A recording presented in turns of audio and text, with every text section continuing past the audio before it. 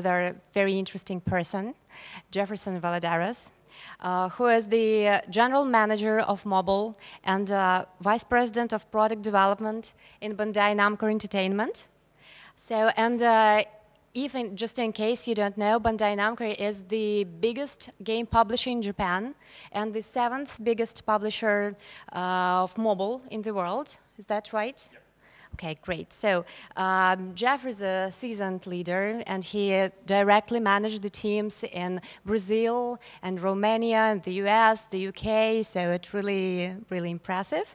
So Jeff, please tell us how, being a hot Brazilian macho, you have made such an impressive and great career in IT and mobile, and not, for example, in football, which would be would be more evident maybe. So what's your personal history, and where did you start, and how do you feel? Yeah, can you guys hear me? Is this working? Good? No, not working? Hello? Nobody listens to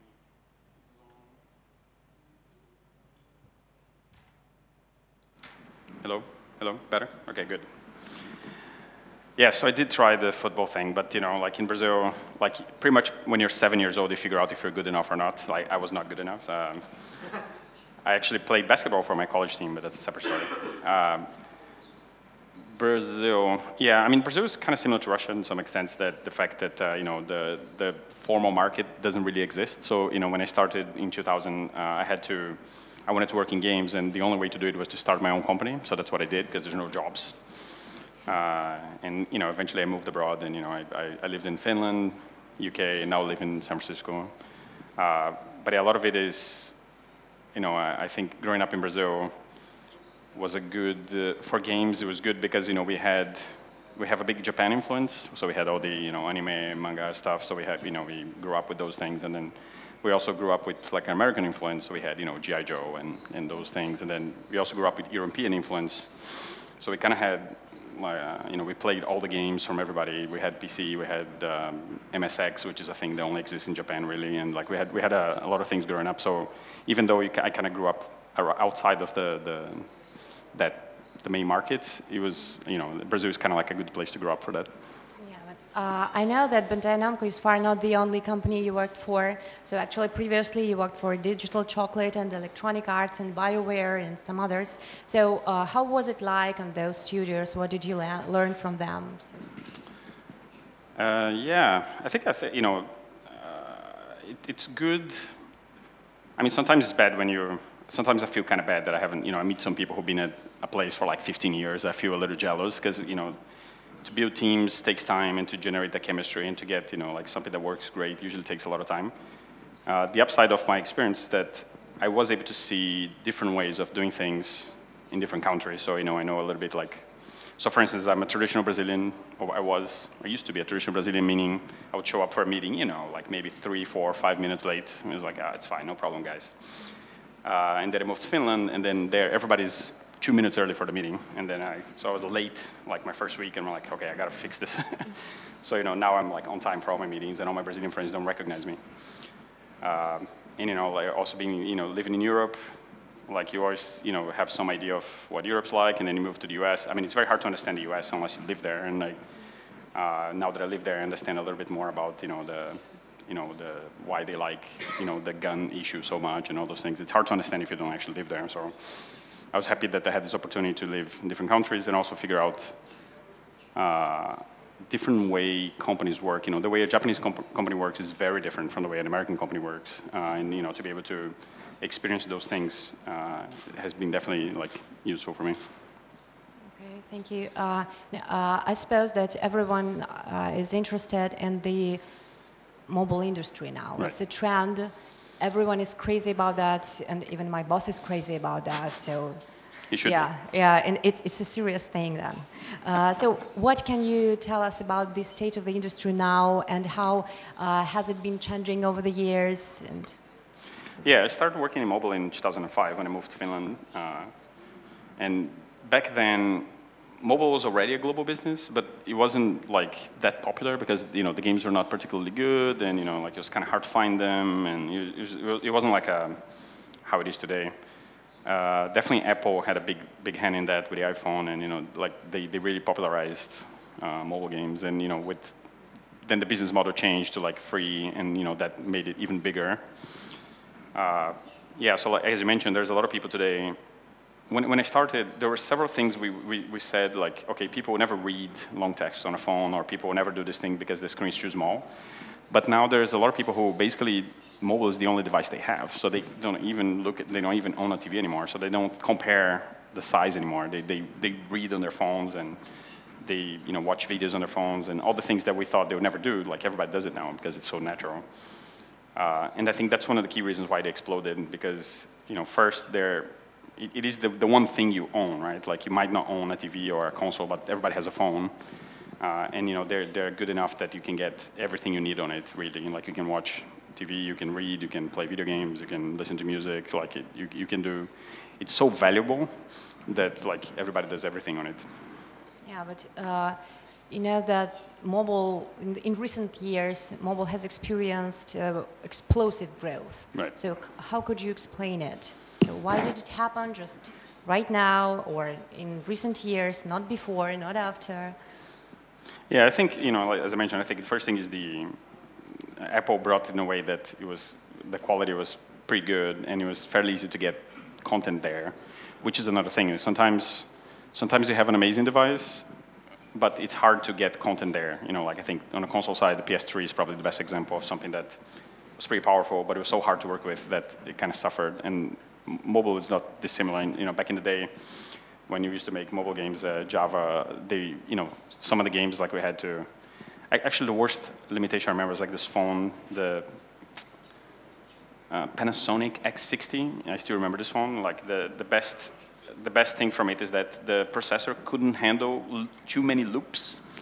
So like one of our engineers had to kind of undo all the nesting of the programming in the game so the game wouldn't crash, because the stack for the looping was like small. It's like these bizarre things like that you're so used to like not worrying about, like you had to worry back in those days. Whereas now with an iPhone, you can just make amazing high quality games. And I do think the fact that the market moved from premium to free is a big deal too, because everybody can get the game, and that really makes. In the past, if you wanted to play a game, you had to buy a console. You had to pay $60 for the game. Like it was very hard to get to it. Now, like anybody can get to most games very quickly. So I think those two things are the main reason why it exploded. Okay, so thank you. And now let's talk about the local versus global. Right. So before we used to have mainly local businesses, and now global got easier. So how did it happen? How are things now? And what's the difference? And what could you advise to newcomers to the market, how to develop? Yeah, that's actually like something I remember from when I started around I started making PC games, but then right afterwards I made PS2 and Xbox games. And I remember to make those games at a time, you had to have a license from Sony that cost hundreds of thousands of dollars. Then you had to buy the dev kit, which was $10,000 each. It was very expensive to make games.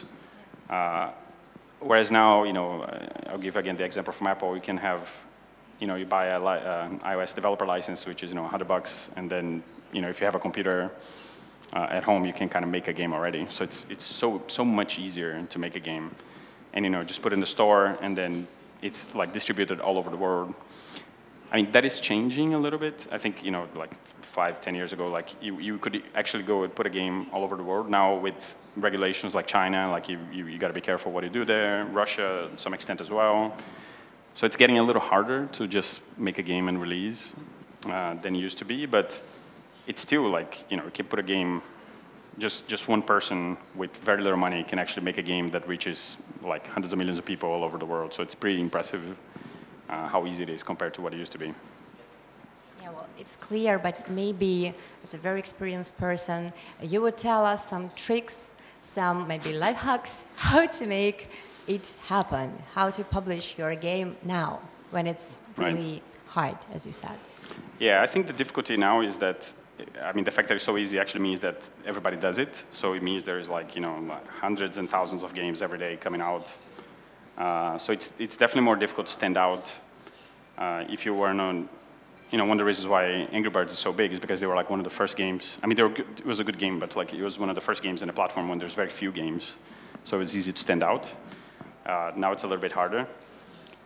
Yeah, so I mean, the strategy kind of changes based on what you want. That's kind of, I get many times that question, like, hey, what should I do? And I think it really depends on your personal objective. So if you're an indie guy, all you want is to make your own game, then you should just do that, and don't worry about market and those things. But if you actually want, again, if you're indie but you want to make money off this, then yeah, you should try to understand a little bit what people want, and maybe try to make something that catches people's attention. So you maybe make something a little different that has a bit of a chance that people catch up with it. Like as an indie, it's very important that you build your community. So you release a game and then you create a name for yourself, and then you kind of, the next game, those guys will know that came from you. If you're a larger company, then of course you have more stuff to play with. Today it's very important to localize. Like in the beginning, I think a lot of the games are like English only, but now, at least in our games, we very commonly put like 11, 12 languages in them. So it's data collection is complicated. So you might want to avoid some place like China unless you have a certain size or you have a very strong partner there. What else? The other thing that changed a lot, which is I think it's a good thing, is the ways you can reach people. So in the past, I mean, I guess it sucks for big publishers, but it's good for most people. So in the past, you put an ad on a gaming magazine, and that was it. Your job was done. You would sell X many copies, and like you could, take your bonus and go for a holiday or something. But now, like attention is so fragmented. People watch different things that it's very hard to like just do one thing and be successful. So you kind of gotta really understand your audience, like where those guys hanging out. And there's been a lot of sessions yesterday and today about this. How to build your community and how to work with YouTube and influencers and how to make smart campaigns using like Twitter and social media, and like those things are like a real thing. Like you really got to be good at these. And I mean, the good part is that there's no like rule book that has been written. So you can, if you're coming up now, you can actually help write it, because it's not like all the rules are set out already. So like everything's kind of being developed as we are. The hard thing is that, yeah, obviously if you're a big publisher, you have more money and you can do more things, and you can, it's a little easier because you can do it in, like for instance, we use social, but we also use social in different languages. So, many countries we have a separate person who kind of makes posts in the local language and, really understands the local culture. It's hard to do that if you're like one guy, but, so you should like try to pick your battles, really understand what you're good at, what you're not good at, and then try to focus more on the things you can do well. So, yes, and we logically came to the point of publishing the game. So it's not enough, unfortunately, to develop a good game, but right. You have to publish it and promote it. So what are the options? How do you think, is it better to be a self-publisher or go to a big publisher right. and get your game published there somewhere? Yeah, it's amazing how easy it is for developers to forget that part. So like when, and I'll use my own example. When I started, I had my own company. We raised some money to make a game. So we finished the game. And the minute we finished the game, we realized that we did not have any money for marketing the game. So we were actually, what do we do with this now? So we had to kind of go and figure it out, right? We didn't really think about it. So it's very easy for people to forget that. Publishing, I think you went to a place where, obviously back in the console days, like you had to work with a publisher pretty much. And then with the beginning of the smartphone generation, then you could go and do your own thing, and it was probably better that way. Because the market is getting more complicated, I think it's getting more useful to have a publisher. I mean, you can still do it by yourself, but you can have publishers can help.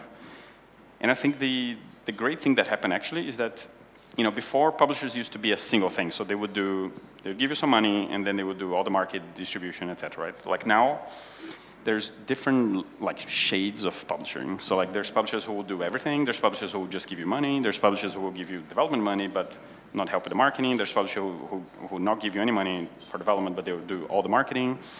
So because there's this competition, like I think it's actually a great time to shop for a publisher because you can actually go and meet 10, 20 people and find the one that really fits your team. Because, like I said, some people are different. Some people already have a community. Some people don't have any fans, so they got to build it from scratch. So I think, the important thing is like understand your situation and then meet as many publishers as you can and then find the one that complements, your business best. And you can also like find a better deal too, because, in the past, it was pretty much like one set deal. It doesn't matter if you're talking to like EA or whoever. It was always like the same kind of type deal, but now you can actually like find different deals based on your situation. Okay, but I guess that it's not so easy just to come to the publisher and ask to publish your game. So according to basing on your experience, what are the requirements of a big publisher? Right. For example, you're an indie company, you're, I don't know, a student or amateur or a new developer. So you developed a really good game, you have a great idea. So what do you need more to have your game published by a great publisher? Interesting, yeah. So I think big publishers, I guess it kind of changes based on, but I'll focus a little bit more on our requirements. But so for us, it's very important that we work with people who have experience. So we do have, it's that kind of thing when you ask for a job, like people ask for experience and you don't have the experience. A bit so like unfortunately, with curriculum vitas, yeah. So unfortunately, in our case, it is a little bit like that. We would rather work with somebody who has already released the game. And the reason why I say this is not necessarily because we're being unreasonable or because we can choose or something. I think, it's just in our experience, like having gone through the cycle, there's a certain, the worst time to work with a developer is like just before they release the game, they think it's like their heart, because like they think they know everything. They're like, yeah, we know what we're doing. Like, you evil publisher, you don't know what you're doing. And we're like, no, we just want to help. So once you go through that cycle and you kind of suffered a little, I think there's like suffering brings humility sometimes. So I think when people go and have gone through it a couple of times, they realize it's not that easy, and they realize the things that they might actually need help versus the things they are good at. Because, like I said in the beginning, people might think they're good at everything, but it's very hard to be good at everything. So we generally look for people who have done it before, mostly for that reason. But the thing that's different from the past is like, you can actually go and release your own game first without a publisher, and you can use those results to help you get a better deal on the second one. So I think you can try to find a publisher, but if you can't, I think it's still worth like releasing your game anyway, and learning from the experience. It's very different from. I personally believe that the amount of learning you get from a project. Let's say if you work 90% of the way, but you don't release the game, you only get about 60% of the experience, right? Like if you actually go through the last 10% and actually get the game out, that's where the other 40% of the experience is. So it's very valuable to actually go and release something, because then you learn about users, like things you thought people were going to do, they don't. You learn that you thought your server architecture was going to be amazing, but then it's not. Like there's different things that you actually only really learn when you hit reality, So I think it's even if you can find a publisher, I would recommend that it's very possible to just release your game, so I would recommend that you do it. So you think that it's better to try and fail than not to try and regret that you didn't? Definitely, yeah, definitely, because I think that's how, that's how you grow up. Like you fail, and then you learn some lessons, and then you use them for next time. The other thing I would recommend you, that's a general game development recommendation, is like try to be, particularly if you don't have a lot of energy to spend in different things, try to be good at one thing. Like don't make like an arcade game one day and then like a strategy game the next and then like another thing. Like most of the teams that are really, really good at what they do, it's because they've been doing that thing for years and years and years. So I think the sooner you find out what your passion is and you start to get good at that, the better. Like don't get excited about, oh, now this game is the thing, and then you go do it, because you're never going to be amazing at it. So I think that's one like general recommendation, not necessarily mobile related, but useful. Okay, and now let's talk about future. How do you see the future of mobile gaming, and what should we expect from it? Yeah, obviously the present future is the AR, like that's the future thing that just arrived yesterday, right? So the devices started showing up. So like there's A lot of the apps are coming, like nobody really knows where it's going to go, but I think AR is the current change in the mobile market. Yeah, I mean, it's tricky to know where this thing will go because, like I said, even I who've been in it for so long, like I had a few rules in my head. Like, for instance, people never, watch a whole movie on their phone because it sucks. Like, they'll watch quick clips, but if they want to watch a movie, they will go to their big screen. But people now are watching like full-length movies in their phone, right? So like there's a lot of things which I thought people never do that they're already doing. So I don't know that I would dare to guess.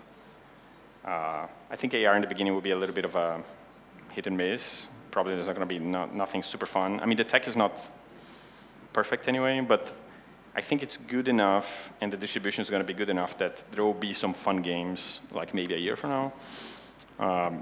So yeah, if you're passionate about that space, you should get in like now, because I think there's the opportunity for you to make the Angry Birds of AR or something like that. So it's kind of like the current future. Post that, yeah, I mean, obviously, when people go like 5G, then we will enable, some experiences which you can't do right now when the connectivity is going to be amazing. Yeah, I don't know. I mean, location has been around for a while, but Pokemon is the only game who kind of did a good job. Maybe there's opportunity for more people to do more things with it. I don't know. Future is unpredictable. Yeah, hard to see. Yeah. Okay, let's leave the future. What are the current trends in briefly? What are the trends? What are maybe new technologies that are going to be used in mobile just right now, or platforms, or new markets that are going to be big because things are changing just every day in this sphere? Yeah, so VR kind of happened in the last couple of years on the phone with Gear VR and stuff. So that's kind of a market. But still has a lot of work to do. So there's one thing, AR, as I mentioned. I think the location-based will be because Pokemon Go was so. I mean, the mobile industry, I guess, like most industries, is very copy-intensive. So whenever somebody's successful, they kind of go and do that. Or a lot of people go and try to do the same thing. Yeah, I mean, at Namco, we own kind of the rights to Digimon together with one of our licensors, and you cannot imagine the number of emails I got from people from the office and outside the office, like, oh, you guys should make Digimon Go, and I'm like, yeah, because that's it's a great idea, right? Sensors, obviously, the watch has a lot of sensors and stuff, so there will be more of those devices. You guys saw the suit yesterday, and that's a development that will be happening as well. Connecting phones with consoles and other platforms. I think so far a lot of the gaming experiences have been pretty separate, but now you see games like Hearthstone where you can actually play cross-play, and I think that will become more popular as well as the form factor gets, like the quality of the phone increases a little bit, and then you can kind of match, and the connection speeds match as well. So I think there's another area to explore is like the cross-platform experience as well. Okay, thank you very much, Jeff. I'm afraid that my questions have come to an end. So maybe the audience have there. Guys, you're welcome to ask. Hello. So if you have any question, please raise your hand and I'll give you the mic. Yeah, there was a hand there. I forgot also, beside that, we have some stickers here for the Quest game. You can get more info about that at the info point, and also take the task list. Thanks. Thank you. Hi, thank you for this session.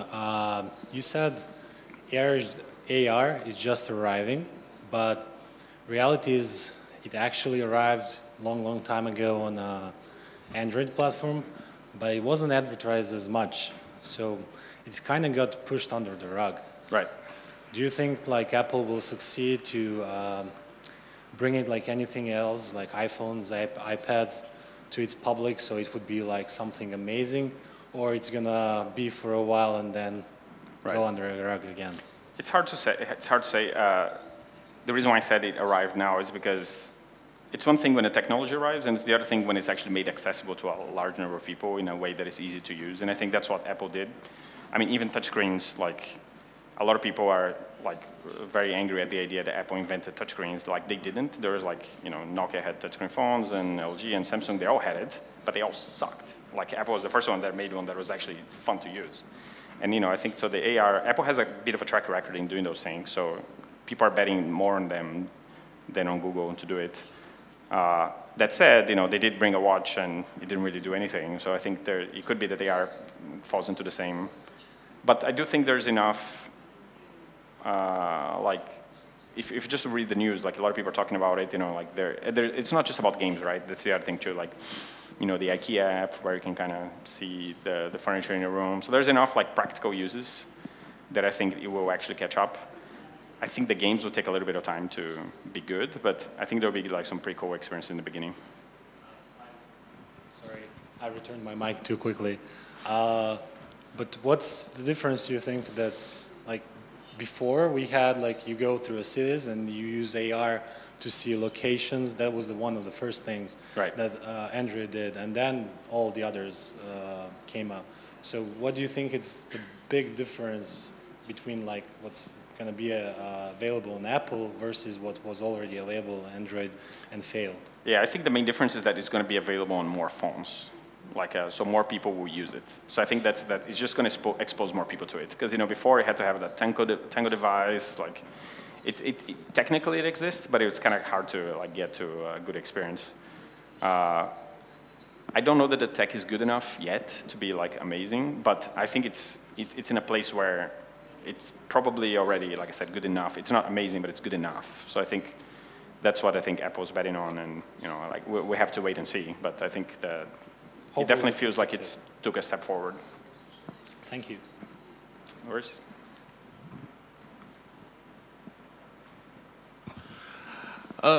I hear from a lot of indie developers that they're preferring to publish on like things like Nintendo Switch and stuff like that, even PSP being more profitable than their mobile versions of games because of just the saturation of games on mobile stores, and they can't compete with the $1 million advertising budgets of Game of War and stuff like that. So any suggestions on how someone would advertise with low budgets?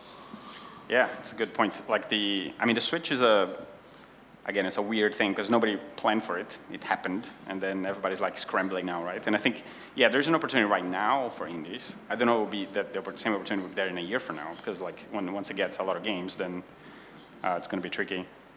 Yeah, and you know, like I said, I work for a Japanese company. We already make way more money on mobile than on console. The console market was basically dead in Japan, like. And the Switch is probably going to bring it back. So it's kind of like really a different, like it kind of messed up the trends a little. But you know, it is a mobile device, and I think that's part of the reason why it's successful, because you can actually take it with yourself. It's more the disconnected part. And I think that's one of the reasons why it caught up. Yeah, I mean, marketing, like one of the sessions here yesterday, the presenter was talking about, you know, like all these guerrilla tactics that you can use to do marketing. And you know, like I mentioned, like influencers, just knowing where your audience is, and like, so if you're making a core game, then you know those guys are probably going to hang around, you know, like Reddit or Kotaku or whatever. So like, you know, try to figure out, really understand your audience, and then try to find ways to get there. Whether that's, you know, make something crazy and then hope that the editors are going to pick it up and put a story about it, or, I mean, the platforms like Apple loves indie developers, so if you have something crazy and unique, like you can probably get support from them. I think that the key there is like understand your market, your platform, and then there are ways that you can try to, without spending any money or, you know, little money, like try to get some visibility. Yeah, I would definitely not recommend to just buy ads and spend against, you know, people like Game of War, because you know that's a losing battle.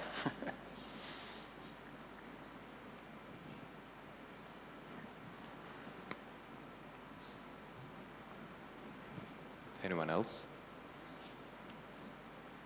Don't be shy. So You have talked about reaching out to the big publishers and whether or not it is, at which point it is good, whether or not it is really good to reach out or just to develop yourself. But speaking about reaching out to publishers in general, so what if, say, I have a game and I need some money for development to expand my team or whatnot? Is it better to reach to some small publisher in the development process, or to just stick with starting crowdfunding campaign, or to maybe start a crowdfunding campaign and with that seek my publisher? So any maybe advice on that? Yeah, it's an interesting question. The only difference, I mean, crowdfunding is great if you can get it. If you have an audience that can support you, I think it's great. The other thing to be mindful of is that big publishers sometimes have problems with crowdfunding because they might put in conflict. Like for instance, if you're already going to give them the game, then why would the publisher sell it? Because those are probably the guys who are going to buy the game anyway. So I think if you do crowdfunding, it might cut your way with some of the publishers, depending on what you're going to give to your fans. But so just think a little bit about it, and just be logical. A publisher obviously wants to make money from your game. So if you're taking that ability from them, they're probably not going to want to do the deal. But in general, yeah, you should get the funding from wherever you can, even if it means your first game is crowdfunded and you get the experience, you start making a name for yourself, and then for the next game you look for a publisher. So it depends on what you can actually get. As for meeting, I would definitely recommend pitch to as many publishers as you can. I don't think it hurts. It gives you experience, even if you don't need even if you can't get it right now. But at least you have met someone. I mean, if you can go to a conference like Game Connection, or this conference where it's more business to business, you can actually go and set up meetings on a system and etc. Those can be really helpful to start building your network, because maybe for this game you can't get it, but maybe it will help you get for your next one once you have a little bit more experience. So if you're into this in the long run, I think it's worth trying to set up the meetings, and even if you're not going to use it right now. Thank you.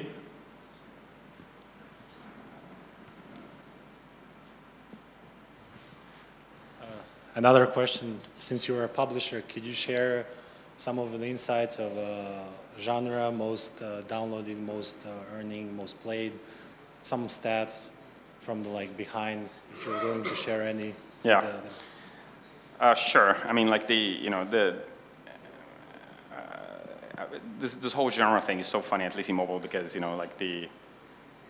the genres used to mean something. I guess if you really take back to the beginning of the Atari, then each game that came out became a genre, right? So and then if you go to mobile, it's the same thing. So the minute, I don't know, Farmville becomes big, then it's okay, there's a farming genre, and then the minute the SimCity is good, then it's okay, there's the city building genre, and then I mean, what is a genre? I mean, you could argue that there's 10 genres on the store. There's the Clash of Things genre. There's the finding objects. Yeah, it's funny. From our point of view, we don't really think about genres too much. What we try to think about is, what are the best games we can do that usually involves working with a studio that has experience in a certain type of game. So sometimes we end up talking about genre just because of the studio experience, or because of let's say the IP fits really well with this. We're also a very IP-heavy company, compared to other companies. So most of our games have some licensed IP on it, or our own IP. But we don't really think about genres as. I think genres used to be more important during the premium days. At least that's in my experience. We used to have all these meetings where we would say, okay, we need to make 3 casual sports games, and we got to make 3 simulation games, 3 combat games, and now we don't really think about those terms anymore. We just think what are the best games we can do? Because we also release way less games. In the past, when I was at Digital Chocolate, we were making mobile games. In 2006, we released 21 titles, and we're a small studio, but we still release 21 games. Right now, we release 4 to 6 games a year, and it's a little different than. Because also the games tend to last longer. You release a game, and you kind of have to run that game for a year, so your teams are busy running the old games, sure.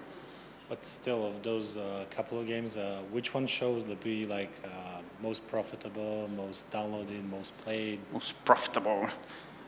Because in some games, people love to play them, but don't spend a lot of money.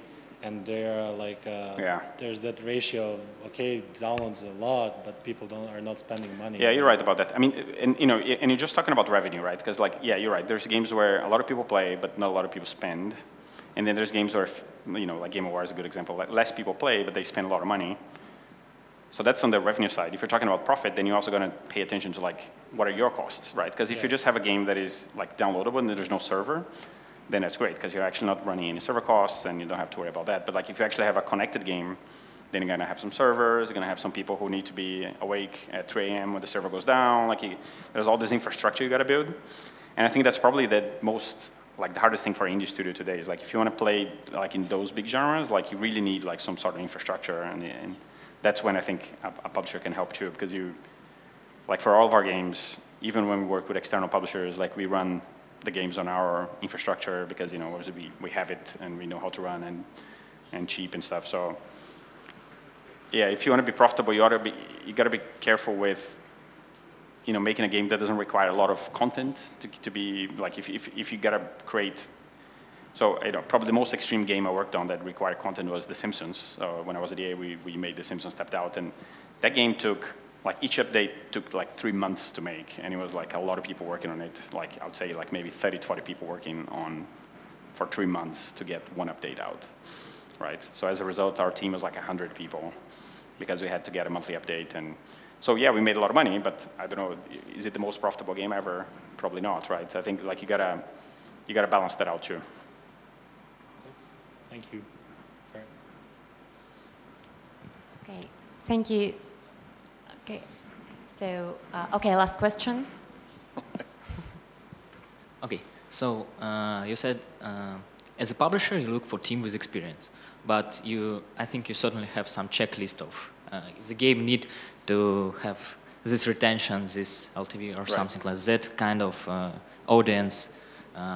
Can you share with your checklist for a mobile game, at least at some point? Yeah, the short answer is no, but like the long answer is, yeah, we definitely look, but again, it changes based on genre. So like depending on the genre, like we do have benchmarks. I don't think we have like a black and white number where we say like if it's under 40% or whatever, like we're not going to publish the game. But like we definitely look at like in the previous question, like like what is the genre, and then okay, even if the retention is a little lower, like are people playing more or spending more money, and does that balance out? I think we generally, and also like do we believe we can get enough players in this game, based on the IP or something else? So it's a lot of variables that go into it, but generally it's like, do we believe we can put a lot of people in the game? So that's because we're a publisher, our job is to actually, or part of our job is to bring players to the game. So we want to make sure that we can do it. And sometimes if the genre is like too weird, or I don't know, there's a game is it in Finland? Like the game where you were shooting, like at a conference last week in Helsinki, there was a game where we were shooting the faces of like old dictators, and I'm like, I don't know that I can bring players to that, So there's certain games that, doesn't matter what we just don't think we can help. And then the other thing, is that we believe, obviously, like I said, the reason why the team's experience is that sometimes people have a very nice PowerPoint. It doesn't mean that actually get the job done, right? So like if you've done it before, then we kind of know, or have more faith that it can happen. Retention numbers, the costs, like how much it's going to take to run this game, like depends on some teams have, some games are like real-time online multiplayer, so they require like, more servers, more maintenance, and that means less profit, right? And then some games are asynchronous battles, and which means like easier. So we kind of look at the whole picture and then put together like a P&L like for the game, like okay, this is how much we think we can make. We usually make some sort of forecast and saying like, okay, based on this IP and this type of game and the quality of the developer, we think we're going to make this much money, and then we kind of map the costs and match that out, and that's how we usually make decisions. Generally financial, based on all these assumptions, but it's generally like we try to put in a paper, like, do some math and figure out like, is this worth doing, basically. Thank you. Okay. I'm afraid we have to stop now because of timing. But guys, if you have any ideas and if you want to, well, continue this wonderful talk, please come here in the evening. We will switch on this fire again and bring your whiskey and cigars here, and we will continue. Yeah. So thank you so much for your attention. Thank you. Jad, thank you for a wonderful talk. So.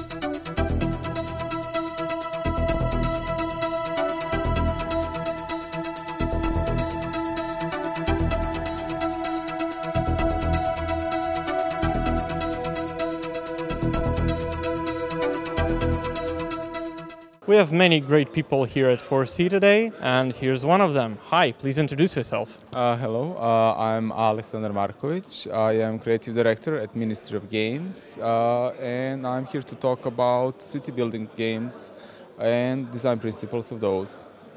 Nice. Do you remember your very first video game that you've played? Sure, it was The Prince of Persia back in something like 89 or whatever it would have been. Yes. It's a great game back in the day and still. What's your favorite game of all time today?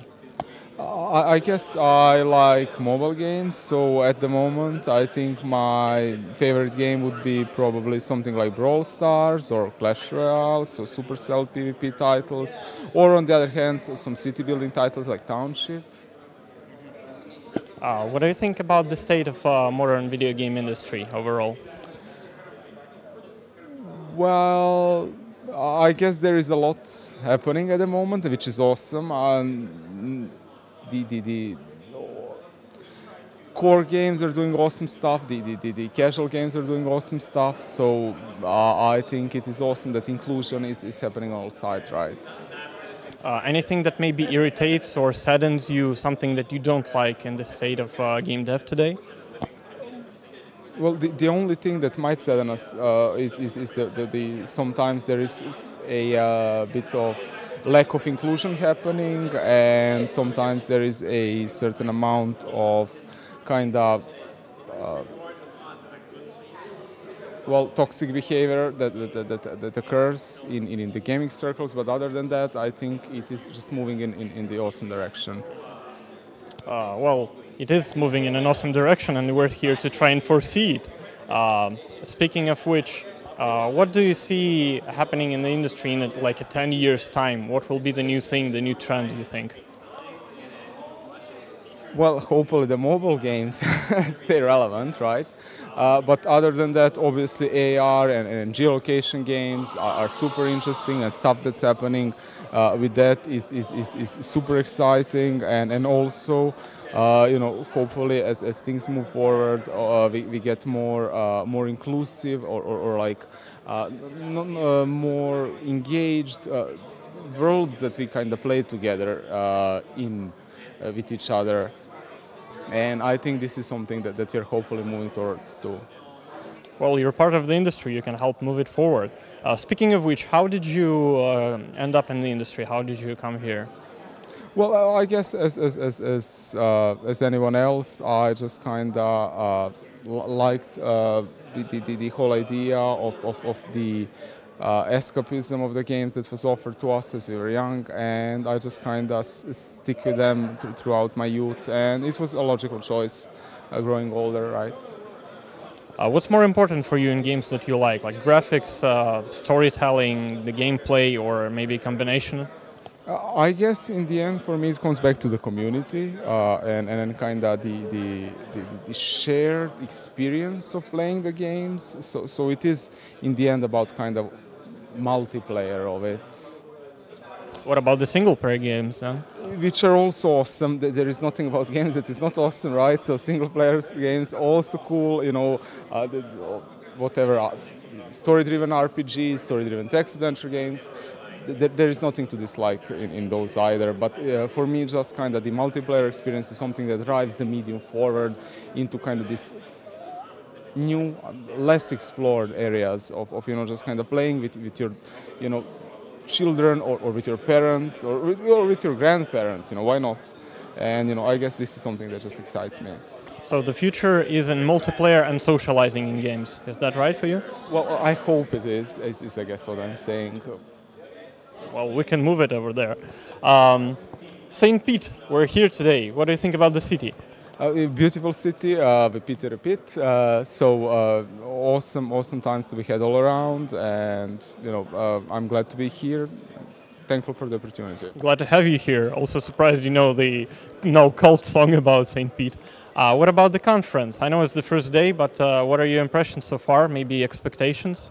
Well, I've met some awesome people all around. I'm looking forward to hearing their talks, to hearing their thoughts on the future of gaming and the future of the industry, and have high hopes. Any specific speech you're maybe looking forward to? Somebody you want to listen to? So there is, for example, the Greg Street, the design director of League of Legends, will be talking about using user feedback to improve your game design. So this is something that, for example, I'm very interested in. And also anything from game design track is something that appeals to me very much. Well, hope you find it useful. And finally, if you were standing here in my place interviewing yourself, what question would you ask yourself? Whoa, not sure at all. I guess you have all the answers then. Yeah, possibly. Well, I hope you find more answers here on 4C, and thank you very much, and have a nice time. Thank you.